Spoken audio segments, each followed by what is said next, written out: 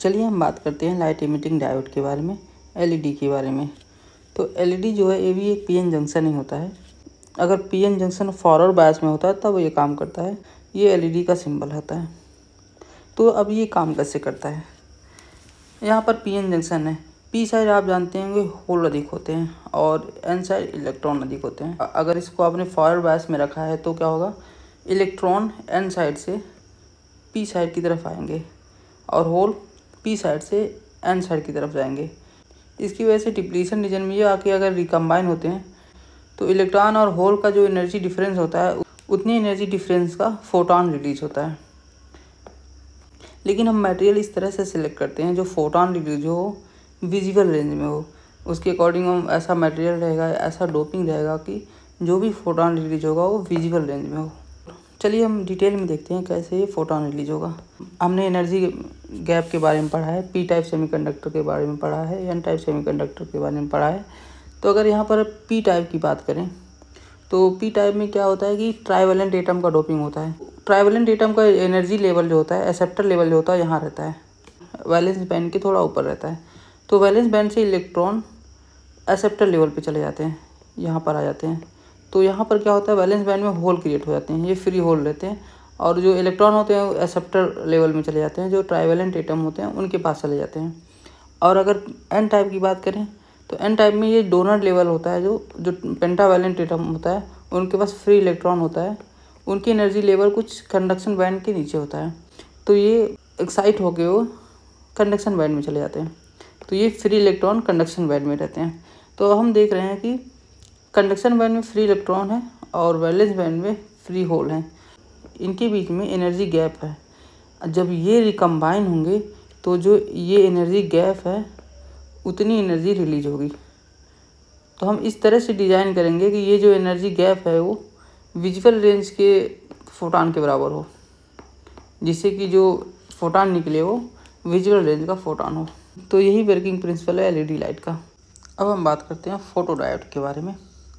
Photo diode में होता क्या है कि डायोड के डिप्लीशन रीजन पे अगर लाइट पड़े तो ये करंट फ्लो होना स्टार्ट हो जाएगा। सपोज ये विजुअल रेंज के लिए डिजाइंड है, तो विजुअल रेंज का अगर लाइट इस पर पड़ेगा तो ये करंट फ्लो होना स्टार्ट हो जाएगा। अगर इंफ्रारेड के लिए डिज़ाइन है तो इंफ्रारेड लाइट इस पर पड़ेगा तो करंट फ्लो होना स्टार्ट हो जाएगा। फोटो डायोड भी एक पीएन जंक्शन होता है। तो इसमें हम रिवर्स बायस में इसको रखते हैं। तो रिवर्स बायस में रखते हैं, अगर यहाँ पर फोटोन आके फॉल हुआ तो डिप्लीशन रीजन में जो एटम है बॉन्ड उनके टूटेंगे। अगर बॉन्ड टूटेंगे तो इलेक्ट्रॉन और होल पेयर प्रोड्यूस होंगे। तो इलेक्ट्रॉन जो है पॉजिटिव टर्मिनल की तरफ यानी एन साइड अट्रैक्ट होगा और होल पी साइड अट्रैक्ट होगा, जिससे कि अब चार्ज फ्लो होना स्टार्ट हो गए तो करंट फ्लो होना स्टार्ट हो जाएगा। तो हमारा फोटो डायोड ऐसे ही काम करता है। लेकिन अब हम बात करते हैं क्यों फोटो डायोड में हम रिवर्स बायस में रखते हैं। तो इसमें क्या होता है, फोटो डायोड अगर आप रिवर्स में रखेंगे तो ये इलेक्ट्रिक फील्ड और ही स्ट्रॉन्ग होता है, क्योंकि हमें पता है जब पीएन जंक्शन फॉर्म होता है तो ऑलरेडी कुछ बिल्ट इन पोटेंशियल रहता है। अगर पीएन जंक्शन फॉर्म हो रहा है तो ऑलरेडी यहाँ पर पॉजिटिव पॉजिटिव और यहाँ एन साइड पॉजिटिव और P side negative charge accumulate रहते हैं, जिससे यहाँ पर पीएन जंक्शन पे कुछ पोटेंशियल क्रिएट रहता है। तो जंक्शन पर ही electric field built in electric field रहता है। तो अगर आप ये वोल्टेज भी उसी डायरेक्शन में अप्लाई करेंगे तो ये बिल्ट इन पोटेंशियल और बढ़ेगा और यहाँ पर यह जंक्शन पे और ही ज़्यादा स्ट्रॉन्ग इलेक्ट्रिक फील्ड होगा। तो इसमें क्या होगा कि जब इलेक्ट्रिक फील्ड और स्ट्रांग होगा तो ये चार्ज का कलेक्शन होगा वो और इफिशियंट वे में होगा। जो भी यहाँ पर इलेक्ट्रॉन और होल पेयर प्रोड्यूस होंगे और ही इफिशियंट वे में पी साइड और एन साइड कलेक्ट हो जाएंगे।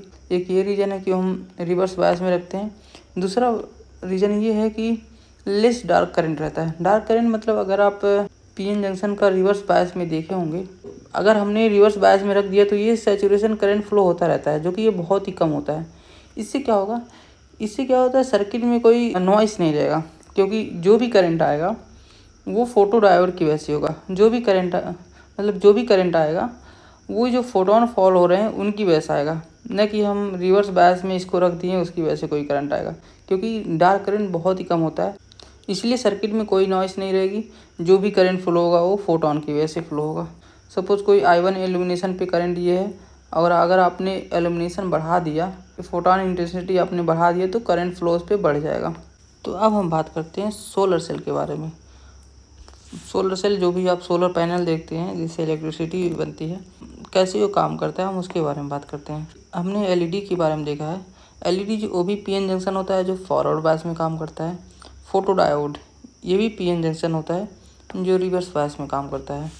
ये जो सोलर सेल है ये भी पीएन जंक्शन होता है, इस पर कोई भी बायसिंग नहीं रहती है। इसमें क्या होता है कि अगर जंक्शन पर अगर लाइट फोटोन फॉल करेंगे तो यहाँ भी इलेक्ट्रॉन और होल पेयर प्रोड्यूस होंगे। बट इसमें क्या है कि जो बिल्ट इन पोटेंशियल होता है, बिल्ट इन इलेक्ट्रिक फील्ड जो होता है जब पीएन जंक्शन फॉर्म होते हैं, उनकी वजह से इलेक्ट्रॉन और होल सेपरेट होते हैं। और होल जो है यहाँ पर पी साइड और whole N side, positive side ये चले जाते हैं, और ये इसका पी साइड और एन साइड से वायर कनेक्टेड रहते हैं जिससे ये लोड पे जाता है। तो हम बता दें कि ये जो करंट फ्लो होगा अगर सोलर सेल में, तो इस केस में जो फोटोन होता है उनकी एनर्जी बैंड गैप से अधिक रहेगी, तभी ये इलेक्ट्रिक करंट फ्लो हो पाएगा। जंक्शन के क्रॉस यहाँ पर हम इलेक्ट्रिक फील्ड है, तो इस इलेक्ट्रिक फील्ड में अगर देखा जाए तो होल जो है इधर निगेटिव इलेक्ट्रिक फील्ड की तरफ और इलेक्ट्रॉन पॉजिटिव इलेक्ट्रिक फील्ड की तरफ डाइवर्ट होगा, जिससे कि करंट फ्लो होना स्टार्ट होगा।